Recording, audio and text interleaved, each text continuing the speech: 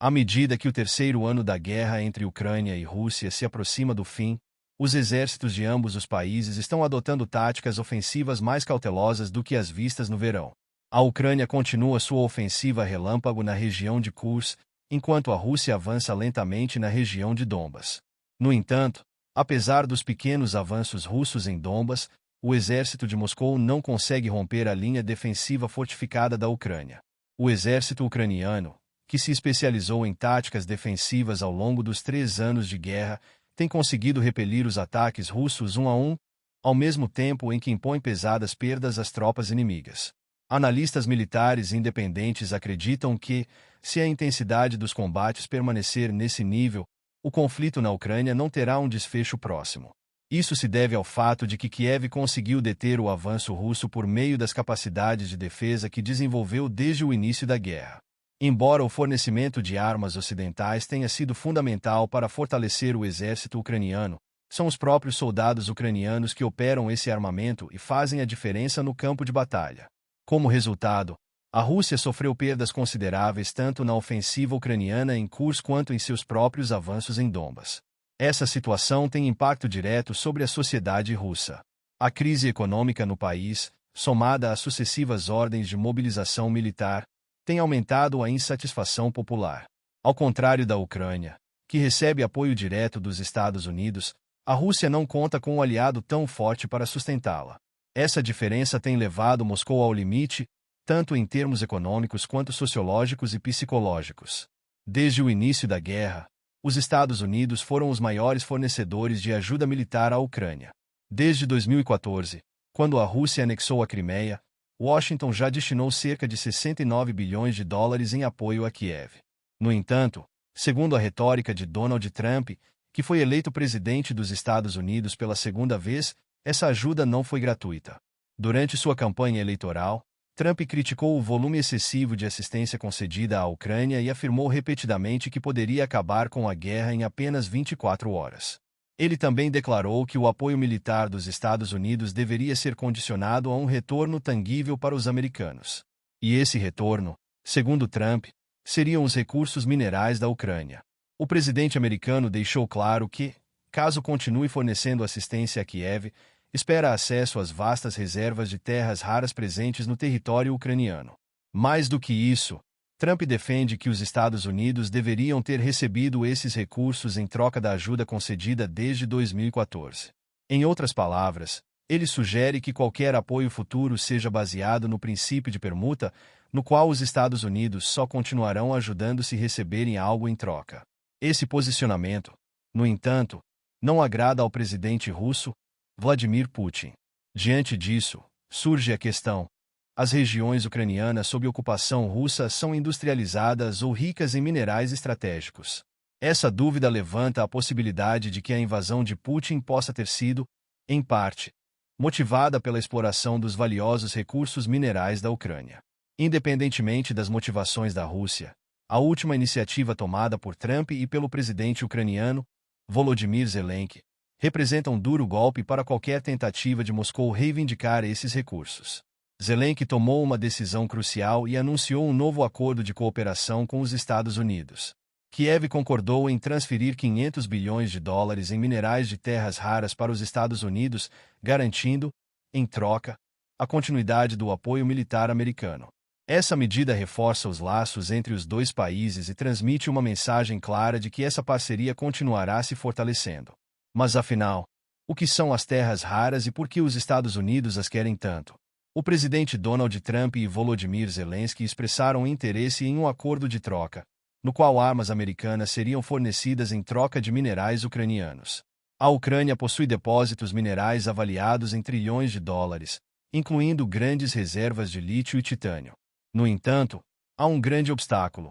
A maioria dessas jazidas se encontra em regiões atualmente controladas pela Rússia ou muito próximas das linhas de frente, tornando sua extração extremamente arriscada. Em uma recente declaração na Casa Branca, Trump afirmou: "Quero a segurança das terras raras. Gastamos centenas de bilhões de dólares. Existem grandes reservas de terras raras e quero garantias sobre elas. E eles estão dispostos a aceitar isso. O principal interesse de Trump é garantir que esses minerais não caiam nas mãos da China ou da Rússia, que atualmente detém a maior parte do mercado global de terras raras. Os depósitos minerais da Ucrânia incluem titânio e lítio, dois elementos de extrema importância para a indústria moderna.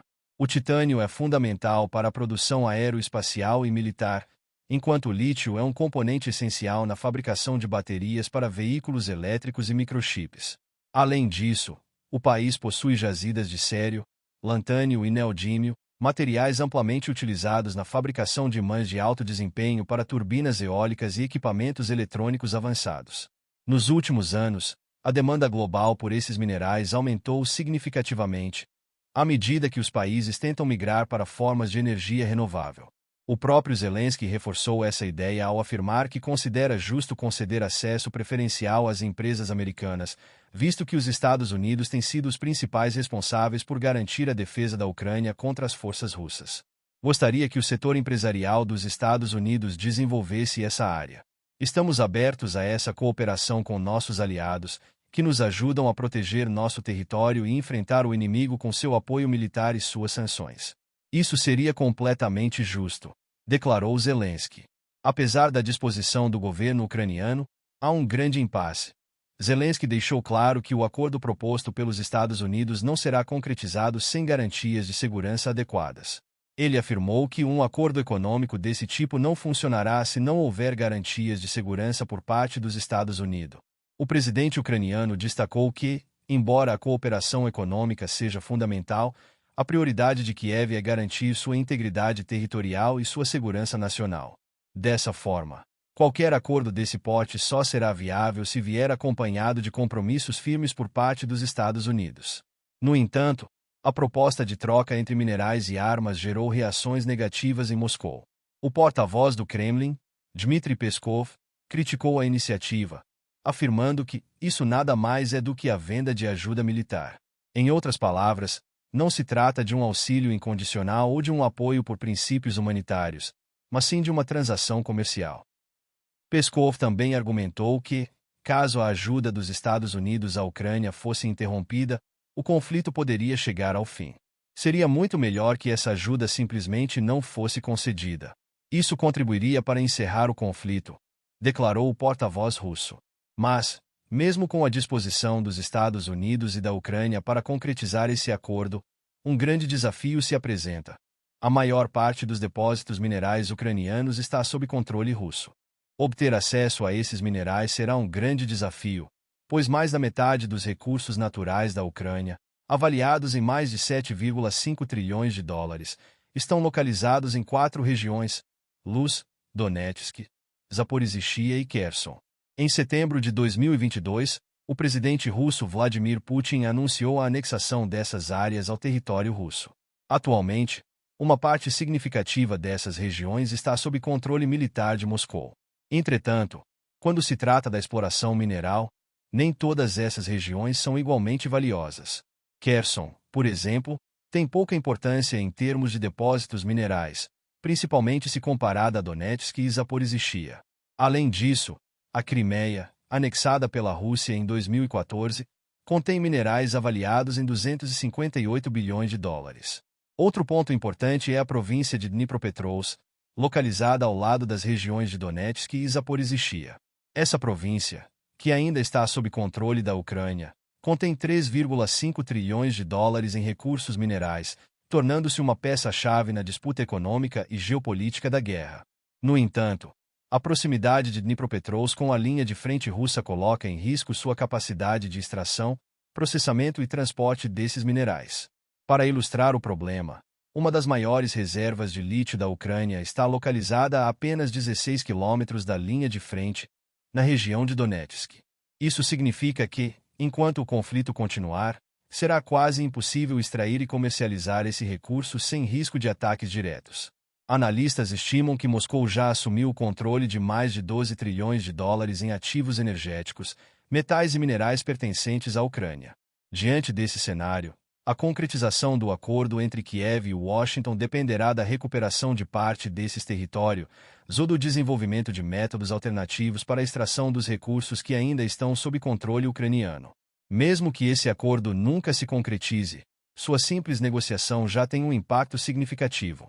Ele reforça a dependência econômica e militar da Ucrânia em relação aos Estados Unidos e envia uma mensagem clara à Rússia de que o Ocidente pretende continuar sua presença na guerra por meio de incentivos econômicos.